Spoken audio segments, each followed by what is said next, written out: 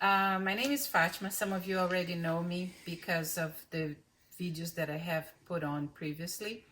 But I've been watching a lot of knitting podcasts, and I felt inspired by them. And I thought maybe I can inspire too. So I decided to have a podcast too about the things that I'm working on. Because normally my videos are projects that start from beginning to end, like almost from scratch, right? But this is about stuff that I had already spun before or stuff that I'm working on. There will be some stuff that is commercial yarns, things like that. So to start a little bit about me, in 2016 we sold our house in Toronto, and we bought a piece of land here north of Muskoka, and myself and my husband built this house. My son came from Brazil for a little bit over a month to help us, and that was very good. So we built this house that we are in now in 10 months. And meanwhile, we were living in the trailer for almost a year and a half. We traveled a little during the winter of 2016-17, and then we were here working on the house until winter of 2018 when we were finishing the house, working on the house. So when my husband designed the house, he designed a wool room for me. That is exactly where I am right now. It's my wool room. Even for the time when he designed it, my stash was already bigger than this room can hold. It was not big enough. So I do have fiber everywhere in our laundry room, in our living room. And because we moved from 2,600 square feet house in Toronto to 1,000 square feet house here, of course we were cramped, and we decided to build a shed where we could storage some of our stuff and also have my looms there. So I won't be able to have the two looms at the same time there, because one is a 60-inch and the other is a 48-inch loom for rugs. But you know, it's a place we can do as we have once we organize. But that means that this year we spend early spring and summer, most of summer, finishing the shed. We started last year, but we finished the shed this year, like putting some insulation, putting the sidings and everything, and we didn't have much time. After that, our house main heating source is wood, is burning wood. So what I love, because that's the time of the year that I do more dyes than anything else, because I have the energy there. So it's time to work on it and use that energy. But that meant that after August, September, October, and even now until yesterday, and I still have more stuff to do, I was splitting wood. We were focusing on preparing wood for the winter. So I didn't have much time. I work part-time from home. So whenever I finish work around 2, I go and I work on the wood. But I'm very happy winter is coming. I love winter. I love winter where I am because it's very beautiful outside. And I have more time to do what I want because I cannot work outside. I cannot split wood. We cannot work. The shed is finished outside, but we took everything out of here, or most of the things, part of my stash, because we wanted to be in a house that was spacious and not clouded, or not cramped with stuff. So we got it. It's nice, but our shed is a mess, and we didn't have time to work on it. I don't know when we will have time to work on it. But so far so good. I'm looking forward to winter. I love winter. I love the snow. I love staying indoors in the winter. So that's pretty good. So I decided to talk what I've been working on lately and what I have done before, because some projects I think were very, very interesting. Like this sweater that I'm wearing now, I finished it maybe last month, and in October, knitting it in October. But this fiber I had since 2012. I spun it when I was doing my course in Halliburton, and I didn't like it because this is the color that I had on my yarn. Okay, I joined a few yarn and I got this pinkish color, and I really didn't like it, so I didn't use it. But I had a lot of yarn for more than a sweater there. So what I did is I had been watching a lot of Cam Knits videos, and I said, oh, I should try to knit in the ball. And that's what I did, to dye in the ball. I dyed in the ball. I put a little bit of extra blue because I had originally a purple with some yellow. So I put extra blue and I put extra red on the yarn in different locations. And this is what I got. Okay, the yarn was not homogeneous, all the balls that I got, even though I dyed the balls together. I put in a crock pot and I worked on them all together. It is not, the color changes. So what I did with this sweater is that I worked with two yarns when I was close to, when I had a certain amount and I was going to have to change. I used two different yarns so that the transition was going to be smooth from one ball to the next ball. The yarn is very soft. It was not my best spun yarn, I can assure you, but it's very nice, very cozy to wear. I really like it. The other thing is that the sweater was my first sweater top down, and I loved it. I love not having to seam anything, and also I love to be able to decide what how long I wanted the sweater. And this sweater is on this magazine. It is the winter of 2016, and it's this sweater here. So it's Interweave Knits, winter 2016. I really loved it. I loved knitting it. My husband loved the pattern. So this was really, really good, and I wanted to talk about it. So again, I get bored, and I got this hat. This is what I have been knitting lately. I finished this, I think, 2 weeks ago. I got a free Interweave Knittings. If you don't have it yet, they have a Knitting Daily subscription, and you receive emails every day with offers, with stuff. But they also give you Interweave. Even if you go to interweave.com, you don't need to subscribe. They have a lot of free patterns, and I got this pattern from one of their hats free patterns book, and I started following it, and I follow in the terms of the number, but then I did different knitting on the hat. So I know that when you do Fair Isle knitting, you should use a larger needle for the Fair Isle parts than for the non-Fair Isle. But I didn't do that. So when you look at the hat, it looks like a bell. It has a wider thing. The other thing is, when I was knitting, I was not always pleased because it was hard to knit because it was too tight. So if I had used a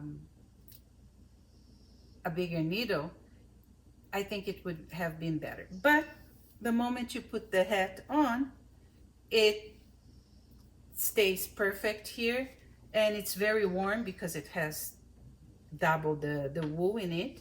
And this was a commercially dyed yarn from my guild that we got, so I had to use it. I had a little bit left over because it is a Knit Picks yarn, and but it's nice. I really like the hat. I like the colors. Some people said, oh, you're needing a Brazilian hat. No, I'm not needing a Brazilian hat because it has, for me, it's more like a faux hat because Brazilian flag or Brazilian colors are green and yellow, but here you have some reds, so that's pretty cool. I like the hat. I'm gonna do more. My first pair of mittens knitted, and I like them. I really like them. I just think that I have some old cashmere sweaters that have little holes that I think I'm gonna try to make a lining for them. But I really like them. They're super cute, super nice, nice to the touch, and it was easy. I didn't think that mittens were going to be as easy as these are, so that was really good. The other thing I have been working on is I made a lot of batches. I put some here just for your reference, just for you to see some of them, but I made many more, and those are for my sleepers. And I did 3 this month. I already gave 2 away, and these are the last ones that I have, probably because I don't know any children. Although it turned out bigger than I thought, but it's very cute. And I love the sleepers. I love making them, and I love giving them to people. Everybody's very happy. So I've been giving a lot lately. And the idea is for me to have a bunch of sleepers in the house so that when we have guests, people come in, mainly in the winter, you take off your shoes or your boots and you have sleepers on for you to use. Also in our trailer, because our trailer is our guest room. Whenever we have a friend coming over, they sleep in the trailer. And it has insulation, it has a wood stove there, everything. So I'm going to have sleepers there too for people to come. The other thing I'm working on right now is on some yarn that I had worked before. I had enough yarn, like I did, I got a Romany fleece that was extremely soft. It was unusually soft for a Romany wool. It was really nice. And I wanted to spin a 4-ply. It was my first 4-ply spun yarn. And I had enough for a sweater, more than enough. But I didn't have experience doing spring coat yarns, and I wanted to do. Again, I watched all the spring coat yarns that Cam Knits had done, and then I went and found other people, other YouTubers that had done spring coat yarn, and I did that. And I did a few yarns, and I just want to show you. So I used different techniques, and some were steaming with sprinkling citric acid with dye. I think this was the case, right? So on a yarn that was not, the yarn was not, didn't have any acid on it. I just soaked it. And so I didn't have enough to make a sweater for me or anything, but I had enough to make a sweater for a child. Because at this moment, I don't have any child in my life. I'm working on some sweaters for children of the North. I had 2, I already gave 1 away for our neighbors that has a kid, but I did this one. And this is one of the results of the sprinkled yarn. And my idea of sprinkled was a little bit different than this. It doesn't look that much as a sprinkle to me. The other test was this one, and I think this one for me was the closest to the sprinkle that I was expecting. And this one was, I dyed it, I put it in vinegar for a while, water and vinegar, and then I sprinkled the dye on the top of it. Still, you have big parts of dye, but I think it's better than this. the effect came out better for me. I'm going to do more experiments. But the last one was the dye that I did with low immersion dyes. So the thing with this, and this is the sweater that I'm working on now. This sweater is from, and let me just get it here. So it's the Knitter's Handbook of Sweater, and this is the sweater that I want to make. It's an end bud book, and it's sweaters bottom up, but I really like this, and what I thought is I can use this collar all over the yarn, and then you're gonna see I have a darker yarn that I'm going to use together on the top. I'll show you afterwards when it's done how it will look. But the thing here is that this was sprinkled yarn dyed on low immersion dye. So the first attempt that I did was this one, and I put the dye there with citric acid, and it ran, and then I had big blotches of color, and I said, oh gosh, that's no good. I had separate my colors and everything. And then I remembered one video, one YouTuber, I don't remember her name or her YouTube, but she's a dyer. She sells her yarns, and she said, well, you do the experiment, and if you don't like, over dye with navy blue. So what I did is I was using 3 dyes, a red, a blue, and a yellow. So what I did is I over dyed it with the blue that I had there. So what happened is I had 6 skeins of around 200 grams each in each to do, and I was working with 2 skeins at a time. And the first 2 skeins came out were the ones that I got stressed, and instead of just leaving it there, I just decided to over dye it with the blue. And the other 4 skeins that I had, they came out a little bit different.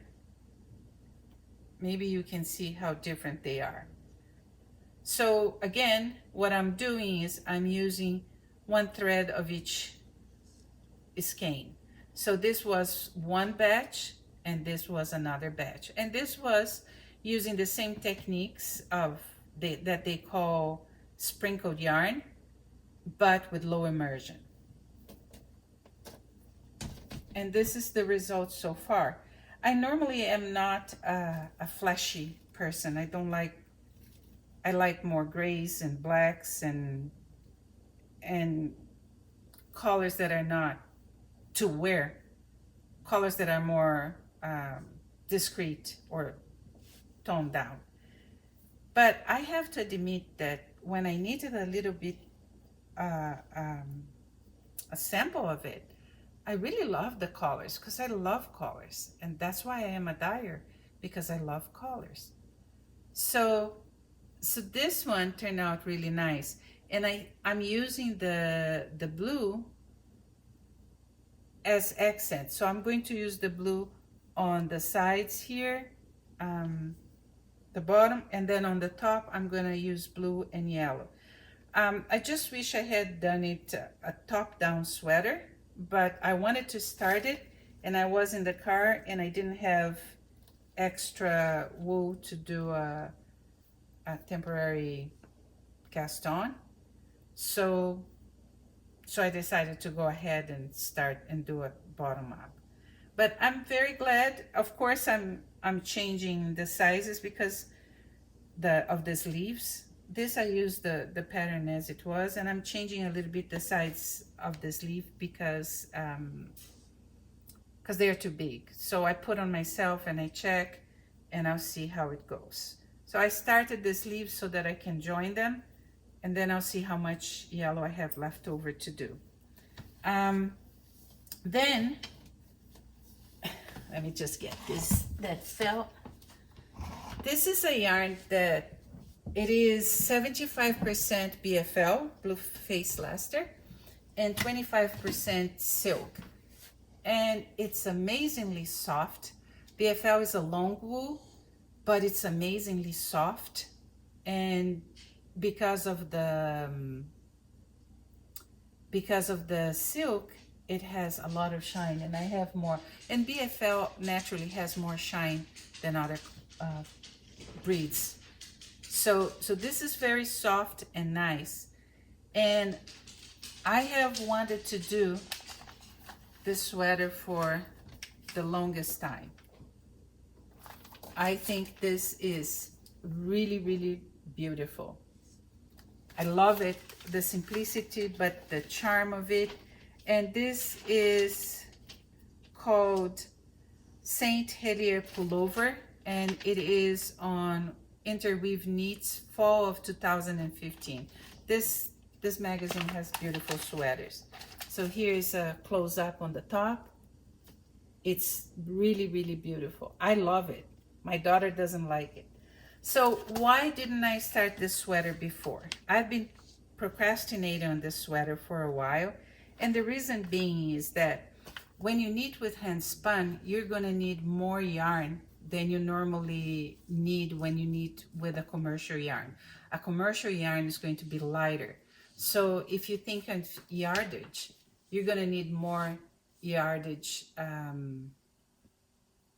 You're gonna need the same yardage, but a heavier weight, like a heavier number of pounds to make that same sweater, because each yard is going to be heavier than if you buy a commercial yarn. So I do have 2 pounds of this yarn that I have spun, and this asks for 600 grams. So I don't know if 800 grams, that would be enough to do it, right? So sorry if I'm talking pounds and kilos here, because I'm learning to think in both now. So I'm going to have to change this. There are 2 things I don't like in this sweater. The first thing is that it is knitted into pieces, and I don't like seaming. So I'm going to work differently. The other thing, it is worked bottom up. And because I don't know if I have enough fiber, my idea is to try to do it differently. So it is to work first the bottom part that is separate, knit the sleeves that will be on that part, and then knit down as much as I can. I would like to see if I have it. Okay, so here's the sweater. So if you see, it has a mark there. I can't see here. Okay, here. It has some 3 lines of purl stitch, and then you start with the pattern. So what I'm planning is to start working just before where these 3 lines would start, work this up back and forth, put it together, work the sleeves, and then work top down. So take the stitch, the temporary stitches, and then knit downwards, because this way I will know how long I can go, or if I need to make it shorter. I even consider knitting it a smaller size that would require less yarn and give it to somebody, because I think the sweater is so beautiful. So I'm not there yet on the final decision, but that's what I'm going to work on. So Knit Picks, I also subscribed for Knit Picks emails, and they had a special clearance on books, and I got these 2 books, Japanese Knitting Stitches and Japanese Knitting Stitch Bible. it's been a while. I've been feeling like doing some Japanese knitting stitch patterns, and I think the first one I'm going to work on is on this pair of socks that I think are very nice. I think the patterns are really gorgeous. I don't know about the charts. The charts are very small, as you can see here. They are very, very small and full of stuff. But I think it will be okay. And I think it's worth it because the patterns are gorgeous, gorgeous, gorgeous, gorgeous. So you have a lot of finishings and ideas. So this is one of the projects that I have that I want to do. So meanwhile, I am doing some spinning. First, on my aura, I'm now working on, this is Corrideo, 100% Corrideo fiber. And when I was knitting my last project that was a sweater for my daughter, I put too much dye. So as usual, when I put too much dye, I get fiber without dye, and I put it there. And this time it got, but it didn't get homogeneous, and that's okay, because what I want to do is I want to do another experiment in dyeing, over dyeing it in the round. So I'm going to knit this yarn, ply this yarn. I haven't decided. I want a 3-ply. I did it a thicker singles than I usually am doing now. But, and I haven't decided if I'm going to do Navajo ply or a cable ply, or if I'm going to do a 3-ply. And I probably am going to use it for a child sweater because I think I don't have too much more. But this is going to be another project. So on my aura, I have this. It's very easy to spin. I'm doing a short front draft, but leaving air in between. So it's going to be soft and nice.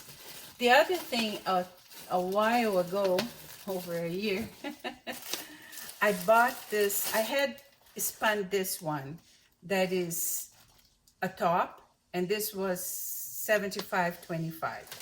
So I got this BFL that is 100% BFL, and I start spinning because initially I looked at it and I thought it was a top, and I was thinking, this is a very bad top. This doesn't spin that nice. And then I noticed this is not a top. I bought this in Halliburton. They were closing the wool shop. Marnie was closing the wood shop.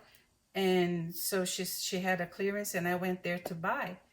And I didn't even check because it just says BFL, but it doesn't say the preparation.